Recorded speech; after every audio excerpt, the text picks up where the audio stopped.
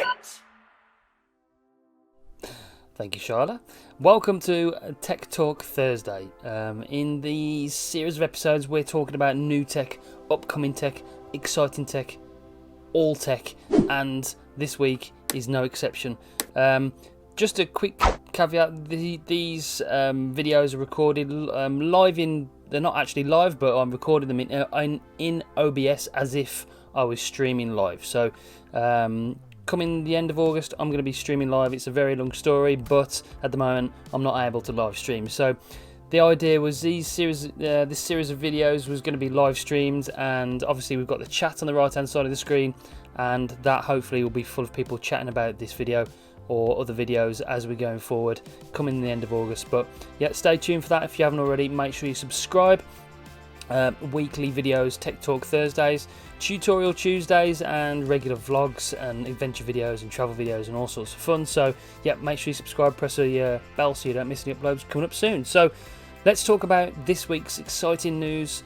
Very exciting for most content creators out there. It's going to be one of the releases of the year, because this camera has come out, will be coming out very soon, and it is the long-awaited Canon G7X Mark III with a microphone input. Not only has it a microphone input, it has a load of other really exclusive features that no other camera has got all in the same package, not that I know of anyway, and that is why it's going to be so suitable for content creators full stop, whether you're a podcaster, a vlogger, just a general YouTuber, a live streamer. All these features that this camera packs is going to be unbelievable for you, and I fully believe it is going to be one of the cameras of the year and rule the roost when it comes to YouTubers for a long time. So we're going to jump straight into it. The Canon G7X Mark III. Few things that I think is going to make it stand out from the crowd to start off with is that it's got a microphone input, a 3.5mm microphone input for external audio. Now that is a massive thing for any content creator, any camera really. If you're vlogging, you need external audio on your camera because, well, it just makes that audio, it makes the viewing experience for your viewers that much better. The only caveat with the microphone input that it hasn't got a mount as of yet, so you're gonna have to use some kind of bracket to mount the microphone with the camera. This is a compact camera. It hasn't got a flash, hasn't got a hot shoe, cold shoe, so you're gonna have to use a bracket of some kind to mount the microphone. But the fact that it's got a microphone input is just fantastic to start with. This camera is also the first camera from Canon to have 4K that has no crop factor. So you're going to be able to shoot full 4K, 25-30 frames per second with no crop, which is huge because the crop, even on the more expensive cameras, has been shocking. So that is a massive plus. If you're a Peter McKinnon, Matti Haapoja fan like myself, you want that slow motion B-roll 120 frames per second, you've got it in this camera. Full HD 1080p 120 frames per second. So already, for me, those three things are absolutely vital when it comes to a camera. I haven't got 4K, I'm using the M50 at the moment, which for live streaming as well, so this is set up with a Camlink 4K. But yeah, it is. Those are the three things. While we're on live streaming, this camera has totally clean HDMI along with other things. So we'll just switch. Where should we go first? Okay, so this is the first picture that we've got. Obviously, this is a kind of bracket that we're going to be talking about. It's got the camera on there. That is a camera itself with the flip-up screen. You obviously can't mount the microphone on the top because it's going to be blocking the screen. Sony found that out with their A6400. That just didn't work. But then this is the kind of bracket you're going to have to use for your microphone. We're going along here with another options of brackets if you're, so for food YouTubers, makeup YouTubers, if you're vlogging and recording yourself, you've got that microphone input. That microphone input is so vital for any YouTuber.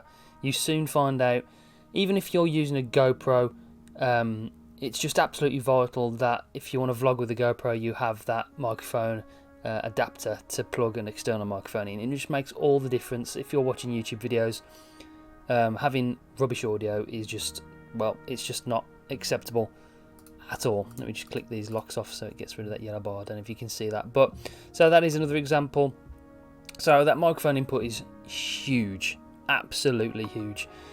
The other thing we're talking about now is the HDMI input. It's obviously got a clean HDMI out, and it's also got a USB-C charging port. So this camera can be charged using USB-C, which means you can actually charge it whilst you're live streaming for longer live streams. So if you're planning on doing some kind of epic 12-hour live stream, you can have the camera plugged in via the USB-C for constant power as well for live streaming. So if you're a gamer, you're gaming live streaming all night, you're not going to run out of power. It's got no turn off, so you can just charge it, and it's just got a constant live stream feed. Whilst we're on the subject of live streaming, the second thing they've incorporated bit of software is a really neat little bit of a touch for content creators, for YouTubers, if you want to live stream. So this also has live streaming direct from the camera, so you can even schedule stream. That's a tongue twister. You can even schedule streams from your camera. So if you want to stream at 9 o'clock tonight, you set a stream up on your camera, and you can do it via the camera menu there, as you can see in that picture down there. So you can stream live to YouTube directly from the camera over Wi-Fi if you've got a Wi-Fi connection. The other massive thing that it does, if you're an Instagram story maker, so we're going from YouTube to live streaming, and now we're on Instagram stories. Like if you're the Jesse Driftwood wannabe, then this camera supports vertical video as well.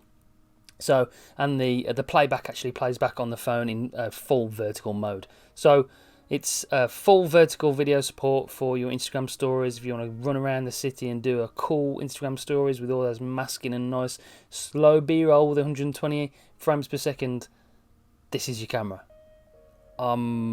Yeah, I'm quite flabbergasted, to be absolutely honest with you, and I'm a little bit gutted that at this precise moment in time I'm not going to be able to go out there and buy it straight away on the day that it comes out. We might have to sort that situation out. So let's just there are a few cons we'll go over, but not many. So let's just recap. It's got the mic input, it's got 4K no crop, it's got 120 frames per second at 1080p, it's got built-in ND filters. I forgot to mention that it's got ND filters, so if you want to shoot in your 24 frames per second and you want to keep it at 1/50 shutter speed, you've got those ND filters as well to get that nice soft bokeh cinematic footage for your vlogs.